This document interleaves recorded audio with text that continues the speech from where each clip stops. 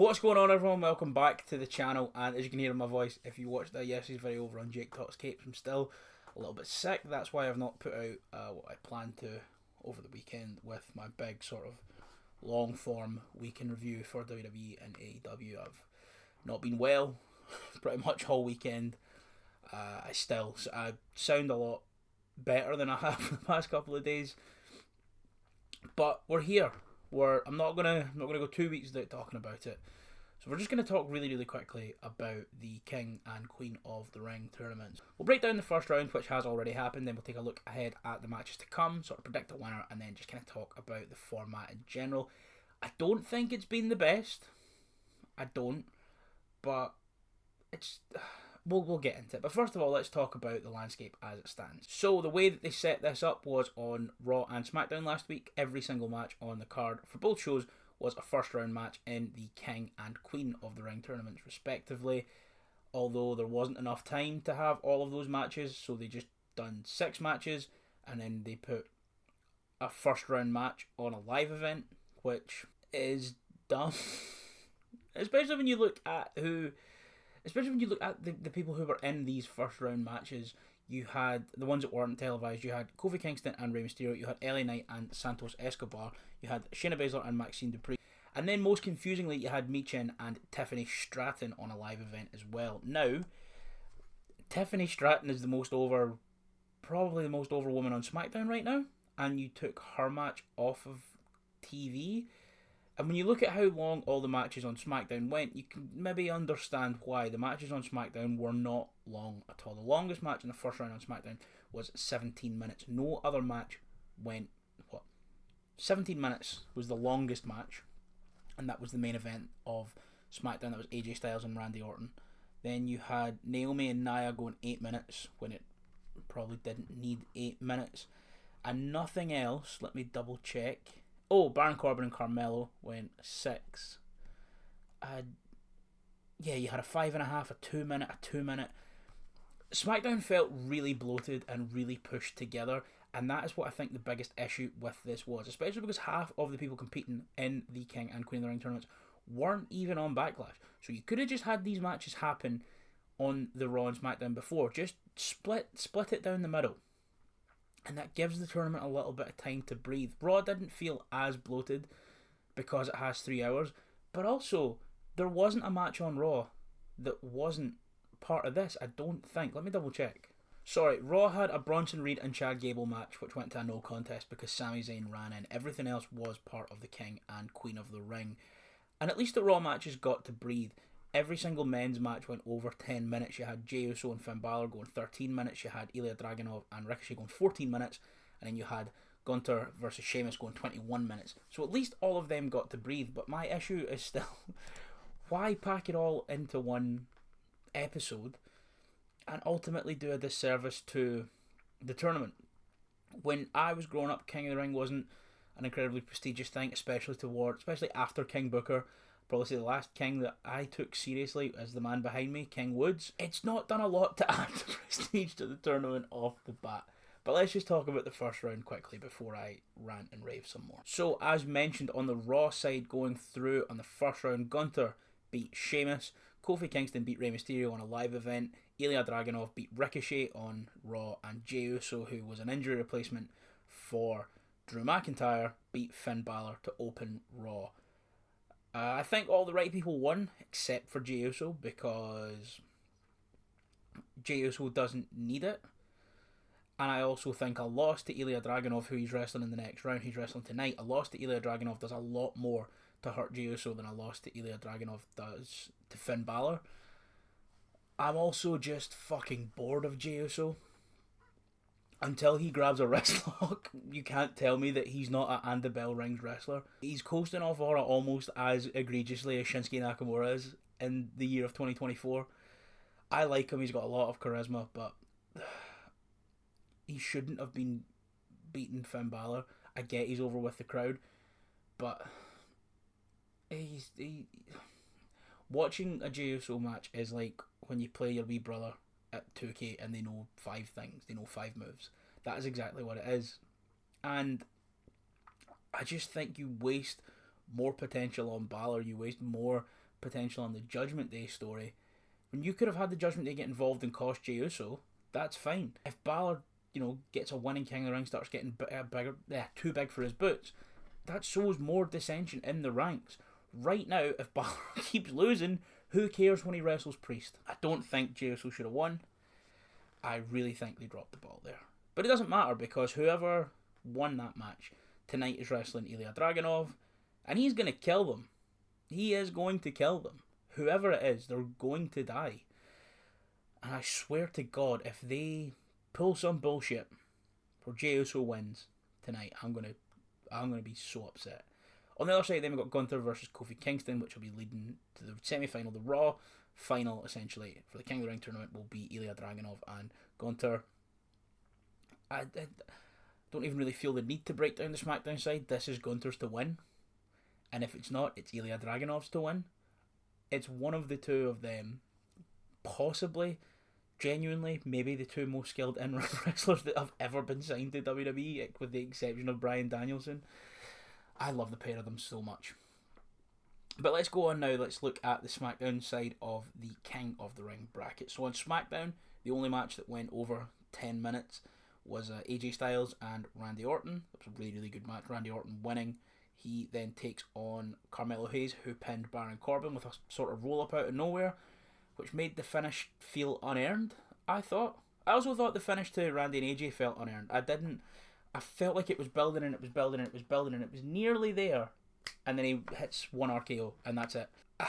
And I feel like certain matches on SmackDown went too long, and it led to sort of unearned finishes, like with Carmelo Hayes just rolling up Baron Corbin, when once again it felt like they were finally getting out of second gear or third gear, like they were really, really pushing, really, really starting to have a great match, and then it just ended like that. Who wins out of those two? Probably Randy Orton. I would like to see Carmelo Hayes get that win. I think that would be a lot of fun, but let's be real, considering Tama Tonga is on the other side of the bracket, it's going to be Randy Orton and Tama Tonga in the SmackDown final. LA Knight and Santos Escobar, then you have once again one of the most over men on the roster have his match on a live event instead of just spacing these out over a couple of weeks. In fact, you could just have the semi-finals happen at King and Queen of the Ring in Saudi Arabia and then split everything up so we don't see matches appear and developments happen off screen. I do feel like it's been fumbled, to be perfectly honest. I do feel like the format has been fumbled. I mean, a lot of talk of restoring the feeling and a lot of talk of like restoring the prestige to the tournament. I don't feel like they have done enough on their end, and they've been asking the wrestlers and the commentators to try and put a lot of the onus on themselves to do it. Now, Gunther and Ilya and Sheamus and Ricochet definitely did that on Raw with their match, but nothing on SmackDown made this tournament feel important. The show came and went. Everything was about both tournaments, and none of it felt consequential at all. And I don't like that. But you had LA Knight, one of the most over men on SmackDown, wrestling at a live event to progress. And then you had Tama Tonga beating Angelo Dawkins, who was standing in for Bobby Lashley in like a sort of glorified squash match. I thought it was good. It made Tama Tonga look good. It made the Bloodline look like threats. Dawkins didn't just lie down though. Dawkins looked really good in that match. Yeah, am I a Tama Tonga apologist in 2024? Not yet. He looked good. But we'll see. Right now, let's talk about the Queen of the Ring tournament. You had Shayna Baszler defeating Maxine Dupree in an untelevised live event. You had Io Sky and Natalya put on a really good match on Raw, but I will say putting Natalya in the ring with Io Sky in 2024 is nasty work. I'm a Natalya apologist. I love her. That's foul. That's foul, putting her in the ring with Io in 2024. Then you had Dakota Kai losing to Lyra Valkyria on a really good TV match. And then Ivy Nile and Zoe Stark in a match where Zoe Stark got jobber entranced but still won, and it was quite clunky and it wasn't great, and Zoe Stark went through. So that leaves on the quarterfinals on the Raw side, Shayna versus Io. Io wins that. Lyra, I'm just going to keep calling her Valkyrie because it's Valkyrie. Valkyrie versus Zoe. Valkyrie wins that. And on the SmackDown side, you had Naomi and Nia Jax. I feel bad for Naomi, man. I do. Came back, immediately lost in the shuffle, made to eat the pin at Backlash and then celebrate and raise Bayley's hand afterwards to then have, don't get me wrong, a good match with Nia just to ultimately lose again. She put up a good fight. She did put up a good fight, and it wasn't like she got squashed by Nia. It was a good back and forth, and to be honest, she held the advantage for the majority of the match. But I just think if you don't have a definite plan for someone as talented as Trinity, then don't have her going out in the first round of the tournament when that ultimately just hurts her stock. It just sucks for Naomi, especially since she came back, because she's great and she proved that when she was away. So Nia Jax will then be facing Jade Cargill, who beat Piper Niven in a nice, fun sort of 5-minute TV match. She took the bump she needed to, hulked up, looked like a beast. That match then was really fun. That fed right into Bianca Belair versus Candice LeRae. Candice was really good here. Really liked what they got done within 3 minutes, but there's not much that can be done within 3 minutes. And the most confusing one then is Tiffany Stratton, one of the most over women on SmackDown, wrestling at a live event. I don't get it. But Tiffany Stratton went through there. So on the SmackDown side then, it's obviously we're going to get Jade versus Bianca. Jade and Io will be the Queen of the Ring final, and Jade's going to win that. Obviously, because Jade will not eat a pin until she wrestles Bianca at Mania next year, and even then I don't think she loses that match. Jade's going undefeated at the very least until WrestleMania 41. So now that we've kind of broke down the tournament and broke down who's going where, I just don't feel the prestige that they're saying. You could have the semi-finals on the pay-per-view and do 4 qualifiers last week and this week on each show, or do all the men's qualifiers one week, all the women's qualifiers the next week. Probably not, because people complain on Twitter about woke, because that's what happens when you have women on TV. So I just don't get it. Or, like I said, how many of these wrestlers were wrestling at Backlash? Let's look at this. You can do the week before, the Friday before Backlash, you could have Baron Corbin versus Carmelo Hayes and LA Knight versus Santos Escobar happen on that SmackDown.